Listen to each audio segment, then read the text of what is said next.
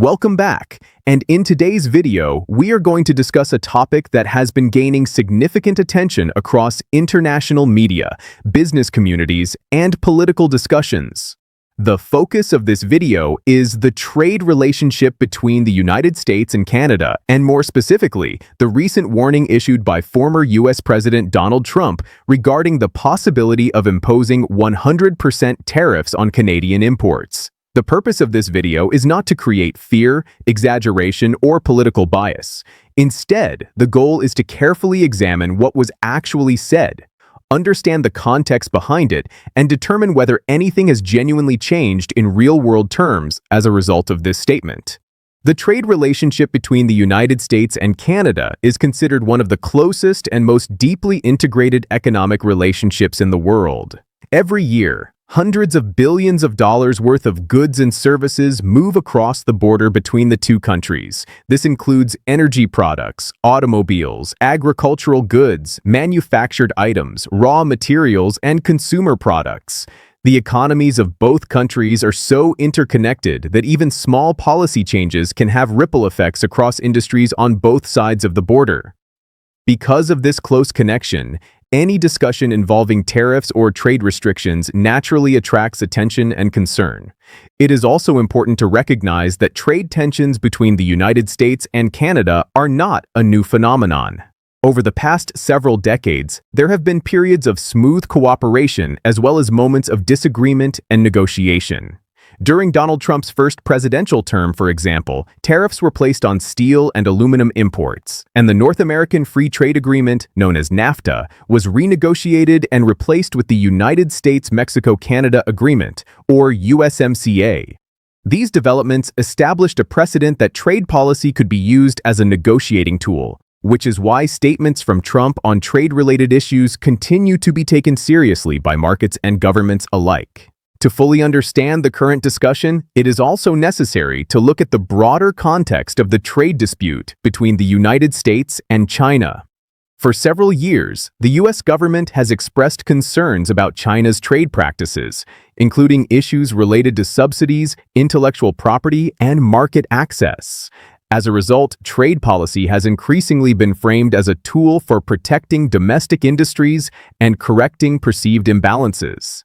In a global economy where supply chains stretch across multiple countries, tensions between two major economies can sometimes involve close allies indirectly.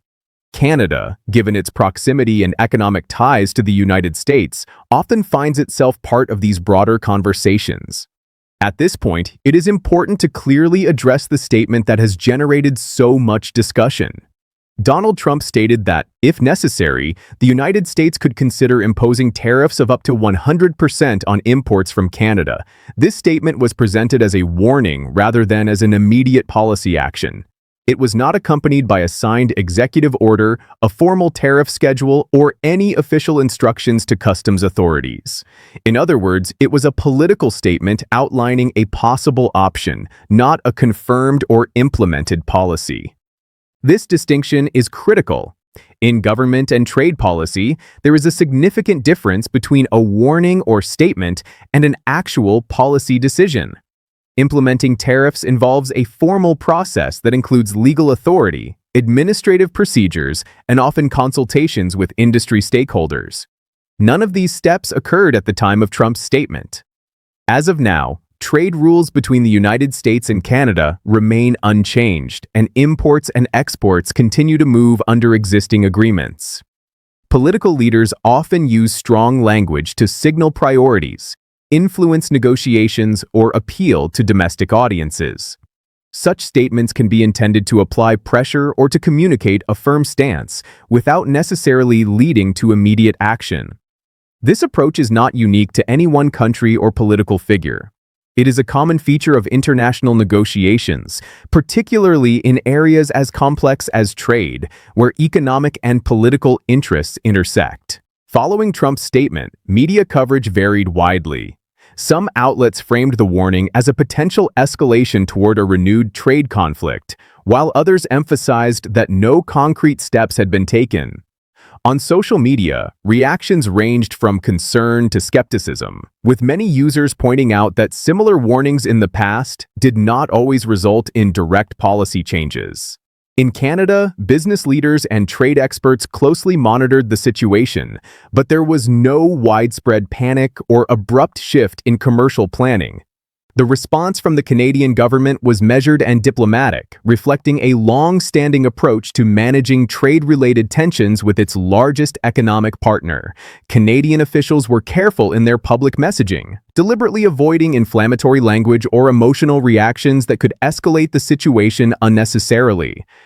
There were no immediate counter-threats, no announcement of retaliatory tariffs, and no indication of emergency policy shifts. Instead, Canadian leadership emphasized the resilience and depth of the existing trade relationship, repeatedly pointing out how closely integrated the two economies are and how much both sides benefit from continued cooperation. They also stressed the importance of resolving disagreements through established diplomatic and institutional channels, such as bilateral discussions and existing trade frameworks, rather than through public confrontation.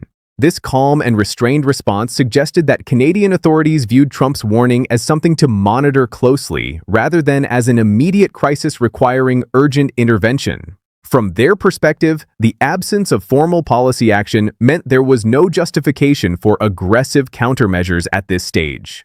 By maintaining a steady tone, Canada signaled confidence in the durability of the trade relationship and reinforced the idea that dialogue and negotiation remain the preferred tools for managing disputes.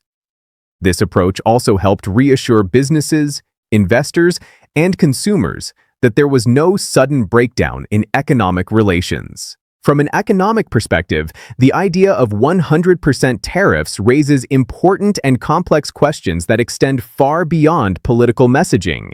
Tariffs at such an extreme level would dramatically increase the cost of imported goods, making them far less competitive in the domestic market. For consumers, this would almost certainly translate into higher prices, particularly for products that rely heavily on cross-border supply chains. Many everyday goods move back and forth between the United States and Canada multiple times during the production process, meaning tariffs could compound costs at several stages. For businesses, especially those operating in manufacturing, automotive, agriculture, and energy sectors, such tariffs would introduce significant uncertainty. Companies would need to reconsider sourcing strategies, renegotiate contracts, and potentially absorb higher costs or pass them on to customers. Smaller businesses, which often have less flexibility and fewer resources to adapt quickly, could face even greater challenges. Supply chains that have been optimized over decades for efficiency and cost-effectiveness would be disrupted, creating logistical complications and operational delays. Because of these far-reaching consequences, many economists argue that tariffs at extreme levels are rarely intended as permanent solutions. Instead, they are often used as leverage in negotiations, designed to bring the other party to the table or to signal seriousness in addressing perceived imbalances. In this sense, tariffs can function more as strategic tools than as enduring policy measures. History shows that prolonged use of very high tariffs tends to create more economic friction than benefit, which is why governments are often cautious about implementing them without extensive analysis and consultation. This leads directly to the central question many people are asking: has anything actually changed as a result of Trump's warning? Based on currently available information and existing trade data, the answer appears to be no. There have been no official announcements altering tariff rates, no amendments to trade agreements, and no administrative changes affecting how goods move across the US-Canada border. Customs procedures remain the same, regulatory frameworks are unchanged, and businesses continue to operate under the existing rules. From a practical standpoint, companies engaged in cross-border trade have not made significant adjustments to their long-term planning. Investment decisions, production schedules, and logistics strategies largely remain intact. This continuity strongly suggests that market participants view the situation as one of political signaling rather than immediate economic transformation. If there were concrete signs of impending policy shifts, such as formal notices or regulatory changes, businesses would likely respond much more aggressively. That said, it is important to acknowledge that future changes are always possible. Political and economic conditions are dynamic, and what begins as a symbolic statement can sometimes evolve into concrete action over time. Shifts in leadership, public opinion, or global economic pressures can influence how governments approach trade policy. However, responsible analysis requires focusing on confirmed developments rather than speculation or worst-case scenarios. Without formal steps such as legal authorization or administrative implementation, it would be premature to conclude that a significant policy change is underway. Until such steps are taken, it is more accurate to view the current situation as one characterized by heightened rhetoric rather than substantive policy change. Strong language can attract attention and shape narratives, but it does not automatically translate into immediate action. Distinguishing between rhetoric and reality is essential for maintaining a clear and balanced understanding of international trade developments. For individuals and businesses in Canada, as well as those involved in US-Canada trade more broadly, the most practical approach at this stage is to stay informed without overreacting. Trade systems are inherently complex, involving legal frameworks, regulatory bodies, and international agreements that cannot be altered overnight. Changes typically unfold through a structured process that includes announcements, consultations, and implementation periods. Monitoring official government statements, credible news sources, and verified data is far more effective than reacting to headlines or social media speculation. Staying calm and informed allows businesses and individuals to respond thoughtfully if and when confirmed changes occur. Overreaction based on unconfirmed information can lead to unnecessary disruption, missed opportunities, or poor decision-making. A measured approach helps maintain stability while remaining prepared for future developments. It is also worth noting that both the United States and Canada have strong incentives to maintain stable and predictable trade relations. The economic benefits of cooperation are substantial, supporting millions of jobs and contributing significantly to economic growth on both sides of the border. Each country relies on the other for key goods, services, and resources, making mutual stability a shared interest. While disagreements may arise from time to time, history demonstrates that many trade disputes between the two countries are ultimately resolved through negotiation and compromise rather than prolonged conflict. Taken together, these factors suggest that while Trump's warning has generated discussion and attention, it has not fundamentally altered the economic or trade landscape. The situation remains one to watch carefully, but not one that currently indicates an active or escalating trade crisis. In summary, Donald Trump's statement about potential 100% tariffs on Canadian imports should be understood as a warning rather than an implemented policy. As of now, there has been no confirmed change to trade rules, no legal action taken to impose new tariffs, and no disruption to existing trade flows. The relationship between the United States and Canada remains largely stable, and both governments continue to operate within established trade frameworks. The purpose of this video has been to clarify the difference between political statements and actual policy actions, and to provide a balanced perspective on a topic that has generated considerable attention. Until official and confirmed updates emerge, it is reasonable to conclude that nothing has materially changed at this time. If future developments occur, they will deserve careful examination.